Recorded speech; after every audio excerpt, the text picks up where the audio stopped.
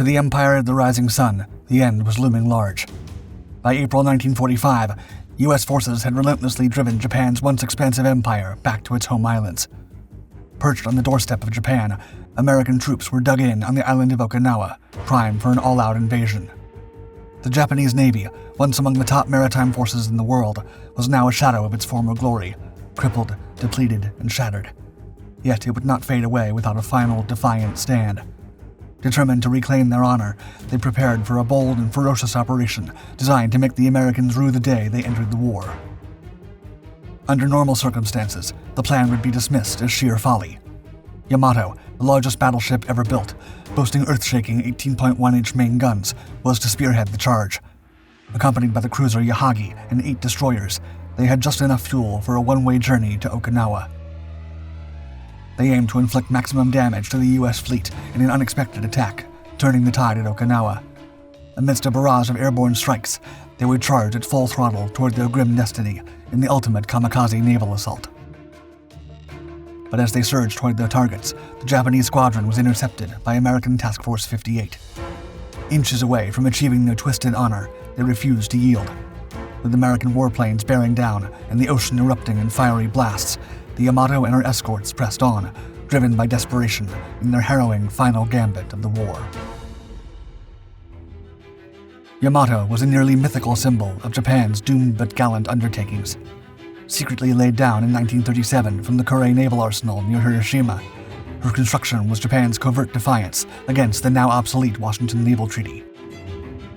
Rising a colossal 839 feet at the waterline and tipping the scales at a staggering 70,000 tons fully loaded, the Yamato was a sea giant, surpassed in size only by American aircraft carriers constructed post-war.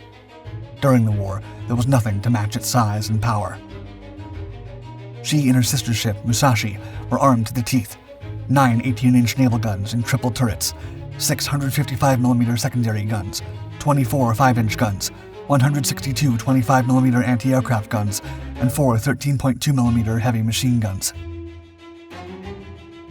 This devastating arsenal was engineered to smash enemy battleships and could wipe out multiple foes in a single barrage. The hefty array of anti-aircraft guns bolstered during an upgrade was meant to shield her from American air dominance long enough to close in on her targets. At the time of her commission in 1941, Yamato represented a bygone era in naval warfare. The advent of aircraft carriers, capable of launching airstrikes from over 200 miles away, had revolutionized naval engagements. These carriers could strike from distances far beyond the reach of any battleship, rendering the once dominant class, including the formidable Yamato, effectively obsolete. Starting when the Allies first stormed the beaches at Guadalcanal in August 1942, Japan's footholds in the Pacific, the Philippines, Solomon Islands, Gilbert Islands, and Caroline Islands, had been relentlessly clawed back. Now, the enemy was knocking at the gates of the empire. Okinawa, the largest of the Ryukyu Islands, and a mere 160 miles from Kagoshima, coincidentally the cradle of the Imperial Japanese Navy, stood as the final rampart before the home islands themselves. The invasion of Okinawa kicked off on April 1, 1945. Japan's response was hamstrung. 2 of their 3 remaining battleships, the Nagato and the Haruna, were crippled. Only the Yamato remained battle-ready. The carrier pilots were green, and their fleets of destroyers, though new, were manned by undertrained crews. Opposing them, the U.S. naval forces off Okinawa presented an overwhelming front, boasting hundreds of warships and combat aircraft.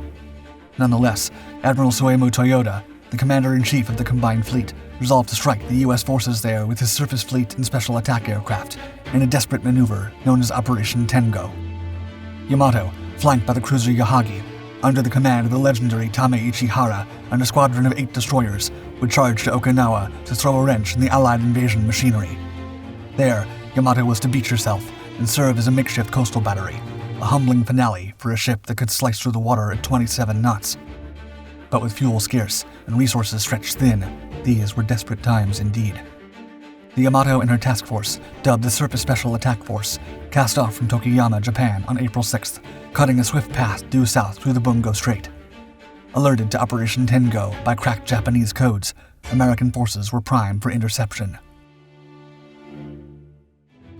The Japanese task force ramped up to 20 knots as they slipped through the Bungo Strait at sunset under a heavy anti-submarine alert. Hugging the coast to dodge enemy subs, the ships maintained silence, communicating solely through infrared signals to remain undetected. By 8 p.m., the fleet began a series of zigzag maneuvers, a tactical effort to throw off submarine trackers. The sky hung low and dark. In the black waters, only the luminous blue-white waves churning against the hulls was visible. On board the cruiser Yahagi, a tense moment unfolded at 8:10 p.m. The radio room picked up a submarine transmission, and radar contact confirmed a possible surfaced sub at a distance of 7,000 meters off the port quarter. Captain Tamaichi Hara, sensing imminent danger, called all hands to battle stations. Amidst the escalating tension, Japanese officers overheard radio chatter between two submarines, the Threadfin and Hackleback, discussing Yamato as the king battleship. Ensign Shigeo Yamada, a Nisei second-generation Japanese-American, provided near-instant translations, fueling the urgency on the bridge. The subs were tasked with shadowing the Japanese formation, poised to strike only on orders from their headquarters. As the Japanese force edged nearer to Okinawa, the tension thickened. USS Threadfin and Hackleback persisted in their pursuit, while increasing numbers of Allied aircraft began to swarm the skies, setting the stage for an impending clash. Meanwhile, the Allied fleet stationed around Okinawa was braced for a confrontation. 6 battle-hardened ships of the Gunfire and Covering Support Group, Task Force 54 under Rear Admiral Morton Deo, were prepped to protect the landing forces, signaling a showdown that would test the mettle of all involved. At 9 a.m. on April 7th, scout planes from Admiral Mitcher's Fast Carrier Task Force 58 pinpointed Yamato, which was still only halfway to Okinawa. Responding with overwhelming force, Mitcher commanded a massive strike force of 280 fighters, bombers, and torpedo planes into the fray. On board Yamato, tension escalated sharply. Her radar screens lit up with the signatures of encroaching enemy aircraft, F-6Fs and F-4Us circling like predators. But the awaited attack had yet to materialize. At 12:10 p.m., Ashishimo, lagging far behind, transmitted distressing news of engagements with enemy planes.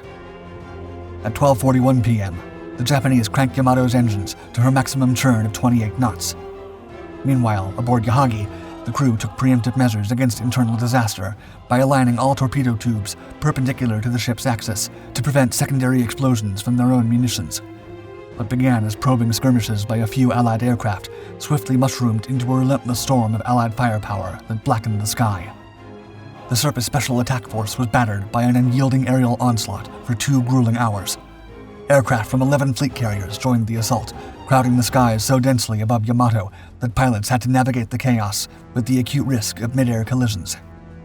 The onslaught took its toll. The Japanese forces' coordination unraveled as radar rooms reported the shattering of vacuum tubes from near misses, rendering the radar inoperative.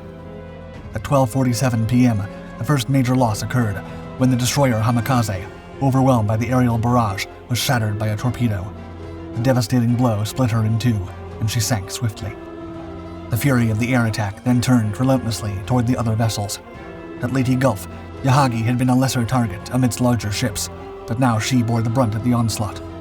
At 1:30 p.m., the strike crippled her stern. Her rudder and propellers were damaged, and she began a desperate, uncontrolled starboard circle. Continuous strikes pounded the immobilized Yahagi. Inside, Japanese officer Takekuni Ikeda experienced the horror firsthand. Quote, "Because of the damage to my eardrums, it was as if I were watching a silent movie. Columns of water jumped up around the ship, one after another, taller than the mast. Steam sprouted from the cruiser's funnel." Amidst the relentless onslaught, the situation aboard Yamato was cataclysmic, far surpassing the dire circumstances on Yahagi. As the flagship and crowning jewel of the Japanese Navy, the world's largest battleship became the focal point of American fury. Aviators, eager to claim the first strike on this legendary behemoth, abandoned their coordinated tactics, descending into a chaotic free-for-all to hit the so-called unsinkable vessel. As American fire engulfed her, Yamato maneuvered desperately toward Yahagi to gauge its condition, only to witness a grim sight. The cruiser's rudder had been obliterated, and ominous yellow smoke billowed from her number 1 turret. At 1:45 p.m., a second wave of 100 aircraft intensified the assault. Yahagi sustained further devastation from bombs and torpedoes, her list to port deepening alarmingly. A torpedo then struck the starboard hull, precipitating her rapid capsizing and sinking. Captain Tamaichi Hara issued the command to abandon the ship. By 2:05, Yahagi succumbed, having suffered 12 bomb hits and 7 torpedo strikes. Takekuni Ikeda miraculously survived, hurled into the water by an explosion, narrowly escaping the unfolding massacre. Meanwhile, as the Yamato began to founder, U.S. naval aviators adjusted their approach. Observing the battleship's severe list, one squadron recalibrated their torpedoes to run deeper, from 10 feet, which would strike the armored belt, to 20 feet to exploit the vulnerable lower hull. Inside the Yamato, chaos ruled. With the ship heeling over 20 degrees, conditions became infernal. Sailors scrambled through smoke-filled, tilting passageways, fighting for traction on slippery steel. The air was thick with the stench of oil and the biting tang of smoke from rampant fires that blinded the flickering emergency lights. Explosions thundered continuously, rattling the battleship's core. Amid this bedlam, the captain faced a devastating choice.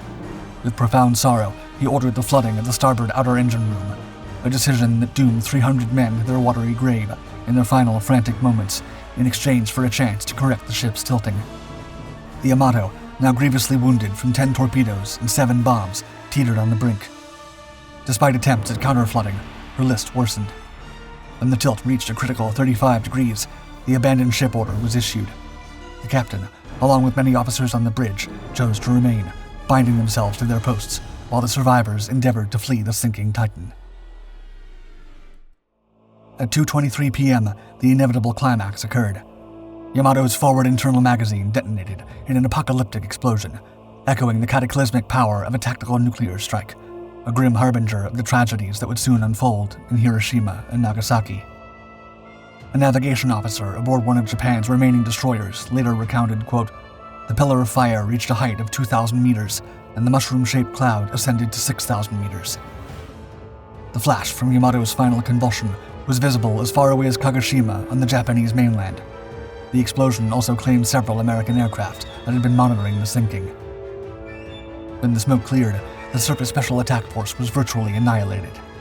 Yamato, the cruiser Yahagi, and 3 destroyers lay at the bottom of the sea, with several other escorts severely damaged. Of Yamato's 2,700-person crew, a staggering 2,498 perished. The demise of Yamato was not just a physical event, but a poignant symbol of strategic obsolescence.